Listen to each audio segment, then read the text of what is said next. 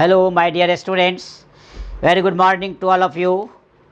अब हम लोग आज ग्राफ का अंतिम कड़ी में पहुंच रहे हैं आपके क्लास के अनुसार। देखिए, मैं एक छोटा सा हल्का सा नाम लिखा हूं, first step to JEE/NEET problem. ये केवल आपको आकृष्ट करने के लिए किया जा रहा है कि ताकि आप डरे नहीं, लड़ें। आगे आपको JEE/NEET कई लोगों को फेस करना है, तो उन लोगों के लिए तो बहुत ही ज़रूरत है, निहायत ज़रूरत है ग्राफिकल रिप्रेजेंटेशन। JEE इंजीनियरिंग हो गया, NEET मेडिकल हो गया, तो उसका जो ग्राफिकल रिप्रेजेंटेशन का सत कन्फर्मेशन है, उससे इस ग्राफ से बहुत सारी चीज़ें निकल कर सामने आ जाएगी। आप देखेंगे, हम एक्सप्लेन कर रहे हैं वन बाय वन ग्राफ, आप क्लियर हो जाइएगा। पहले हम लोग प्रॉब्लम नंबर 1 को ध्यान में देखते हैं, क्या है देखा जाए। कहता है द वेलोसिटी टाइम ग्राफ, ये फर्स्ट प्रॉब्लम को देख रहा हूँ मैं। The velocity time graph of a body is shown alongside. Describe this graph on displacement time graph. देखिए, इस velocity time graph दिया हुआ है और इसको displacement time graph पर आपको कहता है शो करके दिखाइए। कितना इंपॉर्टेंट है, इस बात को पहले समझा जाए कि ये velocity time graph दिया हुआ है और आपको कहता है displacement time graph पर शो कीजिए। कंट्राडिक्शन तो यही है पहले कि वेलोसिटी टाइम दिया हुआ और डिस्प्लेसमेंट टाइम में था, इसीलिए इसको बोला जाता है थोड़ा हायर ऑर्डर थिंकिंग, इसको बोलते हैं हॉट्स। ये जो देख रहे हैं आप, ये हॉट्स है, हायर ऑर्डर थिंकिंग। अब देखिए, सोचते हैं पार्ट वाइज। देखिए सॉल्यूशन 1 आराम से देखिएगा। हम लोग क्या करते हैं, फॉर द मोशन OA लेते हैं, फॉर द मोशन OA, क्योंकि 2 पार्ट में है। देखिए ग्राफ, एक O से A तक, A से B तक। तो O से A के लिए सोचा जाए, क्या है ग्राफ, वेलोसिटी और टाइम के बीच का है, स्ट्रेट लाइन है, ओरिजिन से पास करता है। तो जब ओरिजिन से पास करे, स्ट्रेट लाइन हो, तो निश्चित रूप से जिन 2 क्वांटिटी के बीच खींचा गया ग्राफ है, वे दोनों एक दूसरे का डायरेक्टली प्रोपोर्शनल होता है। तो for the motion OA we have velocity directly proportional to time, v is equal to displacement by time। पहले परिभाषा से जानते हैं आप, इसका अर्थ हो गया x/t। इसका मतलब हो गया कि यदि यही x/t हम इसमें, ये 1 था आपका, और ये x/t जो आया v is equal to, ये 2 का वैल्यू यदि 1 में भर दें, देखिएगा आराम से, डरिएगा नहीं, कुछ नहीं है। Putting the value of equation 2 in 1, कोई भारी नहीं होता है, कुछ नहीं कठिन होता है, केवल हम लोगों की समझदारी में कठिनाइयाँ हैं। हम उसको आराम से समझें। Putting the value of equation 2 in equation 1। अब देखिए, इसका वैल्यू इसमें हम रखते हैं, तो x/t डायरेक्टली t। अब आप लोग तो जानते हैं, इस t को इधर क्रॉस मल्टीप्लिकेशन गुना कर देंगे तो t यहाँ चला जाएगा। इसका अर्थ क्या हो गया, x प्रोपोर्शनल टू t²। अब आप बताइए, x डिस्प्लेसमेंट हो गया, t टाइम हो गया, और बोला जा रहा है कि x डिस्प्लेसमेंट और टाइम ग्राफ पर शो कीजिए। तो देखिए, x और t 2 क्वांटिटी के बीच ग्राफ खींचेंगे। अभी तक जो आप ग्राफ का देखिए, आपके सामने vt है, xt है, vt है, at है। अभी तक जितना भी 2 क्वांटिटी आप पढ़ रहे हो, क्या है, 1 डायमेंशनल, मतलब पावर 1। देखिए, v के पावर 1, t के पावर 1, x के पावर 1, t के पावर 1, v के पावर 1, t के पावर 1, a के पावर 1, t के पावर 1। इससे मतलब ये हुआ कि आपका लीनियर इक्वेशन पढ़ाई हो रहा है, मतलब एक पावर लेके पढ़ाई हो रहा है। यहाँ पर क्या हुआ कि x का पावर नहीं कुछ है तो 1 है, और t² तो है ही। इसका मतलब एक क्वांटिटी का पावर 1 है और दूसरे क्वांटिटी का पावर 2 है। तो इसको बोला जाता है सेकंड डिग्री का इक्वेशन। और जब आप पढ़ेंगे कॉलेज के स्टडी, हायर स्टडी में जाएंगे आप, तो वहाँ इस ग्राफ को बोला जाएगा पैराबोलिक। यानी यदि एक क्वांटिटी का पावर 1 हो और दूसरे क्वांटिटी का पावर 2 हो, तो उसके बीच खींचे गए ग्राफ का नेचर कैसा होगा, पैराबोलिक होगा, यानी परवलयाकार होगा। सामान्य अर्थ में समझ जाएंगे हम लोग, कटोरा के आकार का होगा। तो ये जो ग्राफ खींचेंगे हम लोग, देखिए यहाँ खींचता हूँ मैं ग्राफ, अब देख सकते हैं आप। तो ये जो ग्राफ का नेचर होगा, ये देखिए कटोरा के आकार का हो जाएगा, इस टाइप का ग्राफ हो जाएगा। हल्का सा ऐसे घुमा देंगे, देखिए घूम गया, यही कटोरा हो गया। ये आपका हो गया एक्स एक्सिस, ये वाई एक्सिस, देखिए इधर टाइम हो गया टी ले लिए और इधर आपका एक्स ले लिए, कहने का मतलब डिस्प्लेसमेंट ले लिए। तो डिस्प्लेसमेंट एक्स, टाइम टी, इसके बीच ग्राफ खींचे तो ओ से ए तक के पोजीशन को हम लोग यहाँ दिखा दिए, एक्स टी का जब लिए तब। अब तो ये ए बी भी है, तो फॉर द मोशन, अब सेकेंड पार्ट आते हैं इसका, for the motion A B. देखिए for the motion A B, second part में आते हैं हम, ए से लेके बी तक। देखिए straight line parallel to the time axis, जब भी parallel to the time axis है इसका अर्थ है कि ये क्वांटिटी का कांस्टेंट वैल्यू है। देख लीजिए आप भी के सामने है, तो जैसे जैसे टाइम बढ़ेगा लेकिन वेलोसिटी के वैल्यू में कोई चेंज नहीं आ रहा है। इसका अर्थ हो गया for the motion A B में भी जो है वो कांस्टेंट है, और भी कांस्टेंट है, इसका अर्थ है कि एक्स बाई टी कांस्टेंट है। तो जब x बाई टी कॉन्स्टेंट है तो x डायरेक्टली प्रोपोर्शनल टू क्या हो गया, t हो गया। तो ये आप देख सकते हैं कि इसका अर्थ है कि यहाँ आपने देखा अभी कि ये जो आप देखें कि x t का डायरेक्टली प्रोपोर्शनल है, डिस्प्लेसमेंट टाइम का डायरेक्टली प्रोपोर्शनल है। तो डायरेक्टली प्रोपोर्शनल का अर्थ हो गया कि स्ट्रेट लाइन जाएगा, तो यहाँ से हम स्ट्रेट लाइन इसको खींच देंगे ऊपर की ओर। तो देखिए ये a था और ये b था, यही आपका ग्राफ का नेचर हो गया। ऐसे ओ से ए तक थोड़ा कर्व घुमा देंगे और तब यहाँ पर सीधा आपको मिला देंगे। तो ये ओ से ए तक और ये ए से बी तक, यानी ये जो ग्राफ दिखा रहे ये इसका अर्थ हो गया एक्स टी स्क्वायर और ये एक्स टी हो गया। तो यही ग्राफ का नेचर बताया फर्स्ट क्वेश्चन का। इसका अर्थ हो गया कि वेलोसिटी टाइम ग्राफ को डिस्प्लेसमेंट टाइम ग्राफ के रूप में कैसे चेंज किया। हमको लगता है समझ में आ गया होगा। ये केवल हवा है दिमाग में बैठाने का कि बाप रे जेई का पूछेगा, नीट का पूछेगा, हमको पढ़ना नहीं है, हम जानेंगे नहीं, हम भारी लगता है, कुछ नहीं।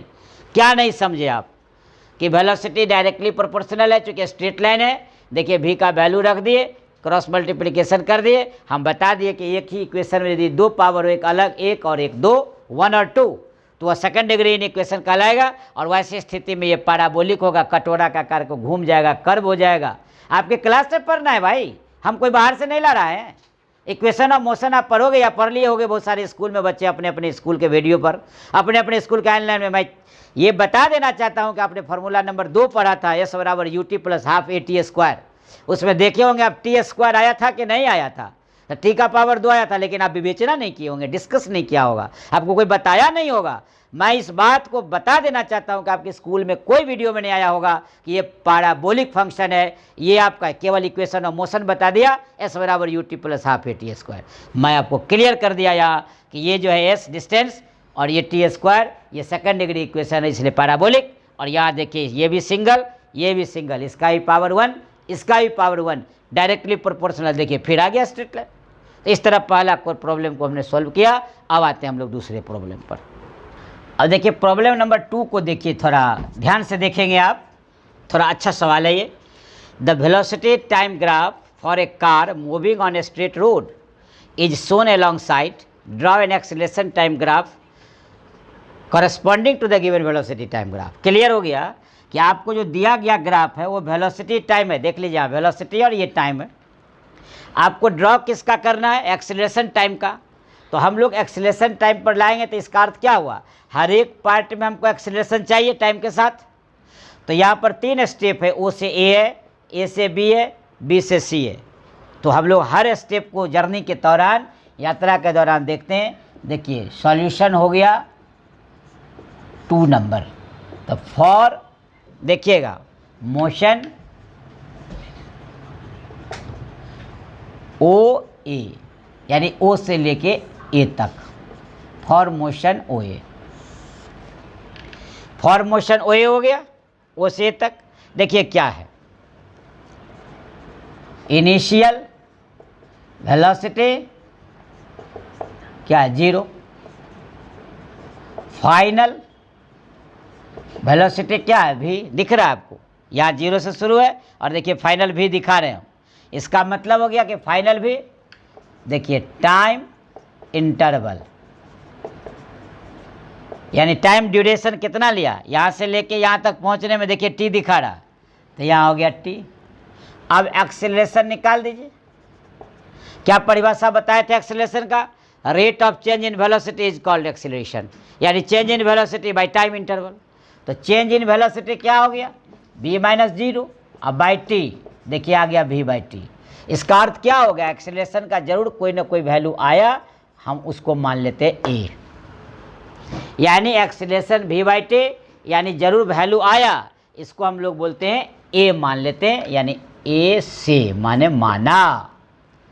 अब देखिए फॉर मोशन, अब o से a हो गया, अब a से b आते हैं।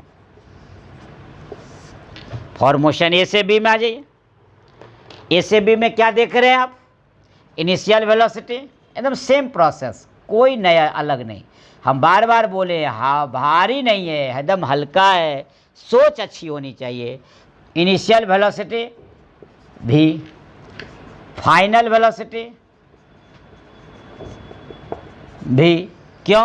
a से b parallel to the time axis. देखिए टाइम बीत रहा है लेकिन वेलोसिटी में कोई चेंज नहीं हो रहा है, a से b तक एकदम पैरेलल है। देखिए parallel to the time axis, no change in velocity, इसलिए इनिशियल भी v हो गया और फाइनल भी v हो गया।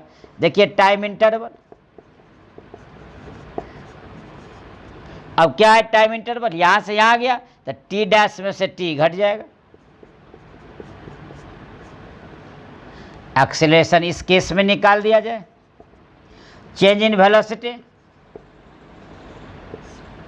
अब by time interval, v minus v 0, 0 by anything क्या हो गया? 0। इसका अर्थ क्या हो गया कि ए बी यानी a से b तक के मोशन में एक्सेलरेशन 0 आ गया। इक्वेशन हो गया 2, ये इक्वेशन हो गया 1। अब हम लोग क्या करते हैं? सो देखिए b से c में चलते हैं। तो फॉर मोशन b से c देख लिया जाए। फॉर मोशन बी सी, यहाँ से शुरू होके यहाँ पर फाइनल है।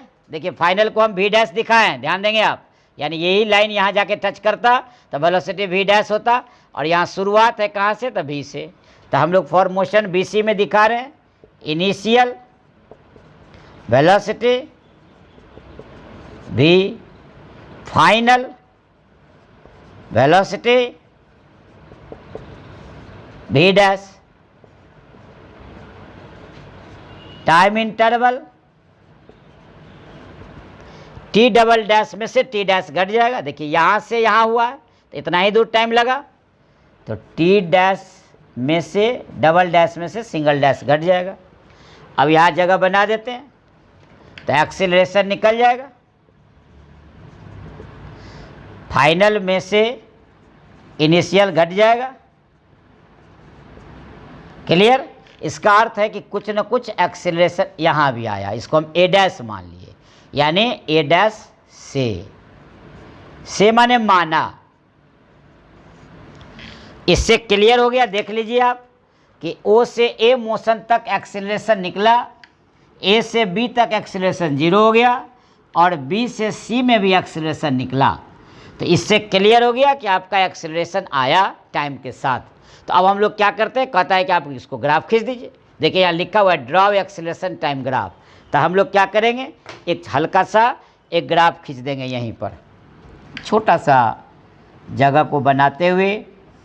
देखिए इधर हम लोग क्या किए? एक्सेलरेशन ले लिए, इधर क्या किए? टाइम ले लिए, एक्स एक्सिस वाई एक्सिस पर। अब देखिए यहाँ हम लोग क्या किए? कुछ ना कुछ एक्सेलरेशन थोड़ा देर हुआ, हम दिखा दिए। अब ये तो मेरा 0 हो गया, फिर यहाँ से हम लोग यहाँ आ गए और फिर दिखा दिए। ये मेरा a हो गया और ये मेरा a डैश हो गया, ये मेरा 0 हो गया। देखिए ये लाइन क्लियर कर दिया। ये मत सोचिएगा ये ओरिजिन है, ये 0 को बता रहा हूँ मैं। आप लिखें या न लिखें, यहाँ पर आप लिख सकते हैं इतना डिस्टेंस में कि यहाँ जो है a बराबर 0 है। ये लाइन पर 0 का ये लाइन है, और देखिए यहाँ फर्स्ट में है, यानी पहला मोशन के लिए O से A तक के लिए एक्सेलरेशन हुआ, फिर A से B तक के लिए 0 हो गया, और फिर B से C में A डैश हो गया। तो ये आपको ग्राफ जो बता दिया, यही आपका बता दिया एक्सेलरेशन टाइम ग्राफ। तो इससे क्लियर हो गया आपने देखा कि हर स्टेप में आपने एक्सीलरेशन को फाइंड किया और टाइम के साथ इसको रिलेट किया, तो आपने देख लिया कैसे कैसे चेंज हो रहा है। आपको याद करते हैं हम तो समझ में आ गया होगा।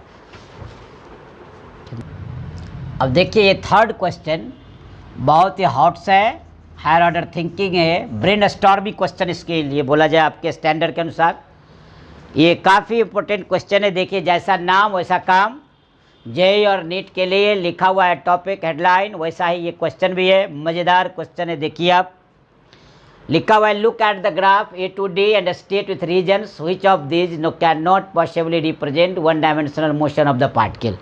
कहता है आप ए से डी तक, इसका अर्थ हो गया कि ये ए है, ये बी है, ये सी है और ये डी है। क्लियर हो गया?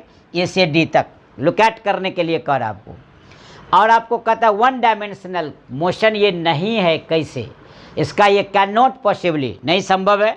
वन डायमेंशन का मतलब क्या? Linear motion. आप पढ़े होंगे आप, लीनियर मोशन, रेक्टिलिनियर मोशन, यानी मोशन इन स्ट्रेट लाइन, यानी आपके क्लास में सीधी रेखा पर गति पढ़ाई जाती है, स्ट्रेट लाइन, उसी के बारे में बोला जाता है वन डायमेंशनल मोशन। अब देखिए कहता क्या है कि ये संभव कैसे नहीं। देखिए आप कैसे संभव है, वास्तव में ये संभव नहीं है। वो कैसे? हम सॉल्यूशन करते हैं इसका, क्योंकि इसी में सॉल्यूशन करके कारण बताना है।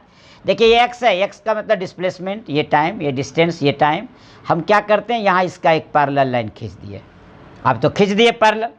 जब पैरेलल लाइन खींच दिए समझने के लिए, अब देखिए इस लाइन से इसको ज्वाइन किए, एक ध्यान से देखिएगा, इस लाइन से इसको ज्वाइन किए। यदि ये पोजीशन x1 को बता रहा होगा और ये पोजीशन x2 को बता रहा होगा, मतलब क्या, ऐसे x है, पोजीशन है, डिस्टेंस है अलग अलग, ये 10 मीटर, ये 20 मीटर, ये 30 मीटर, लेकिन टाइम तो यहाँ है ना, मान लेते हैं 5 सेकेंड है ये, तो 5 सेकेंड पर 10 मीटर, 5 सेकेंड पर 20 मीटर, 5 सेकेंड पर 30 मीटर। इसका क्या अर्थ हुआ? पैरेलल है, टाइम वही है लेकिन पोजीशन बदल रहा है। ये कभी संभव है कि टाइम बीत रहा हो और पोजीशन में बदलाव ना हो? ये हो ही नहीं सकता है। इसका ये मतलब है तब बॉडी रेस्ट में है, तब मोशन में नहीं है। मोशन में होने के लिए बॉडी के पोजीशन में बदलाव लाना होगा। As the time passes position also changes. लेकिन यहाँ क्या है, टाइम फिक्स है लेकिन पोजीशन में कोई चेंज नहीं है। इसका अर्थ ये हुआ कि सॉल्यूशन नंबर स्टार्ट हो गया, यानी ए इसका क्या बता रहा है कि at the same time, at same time two position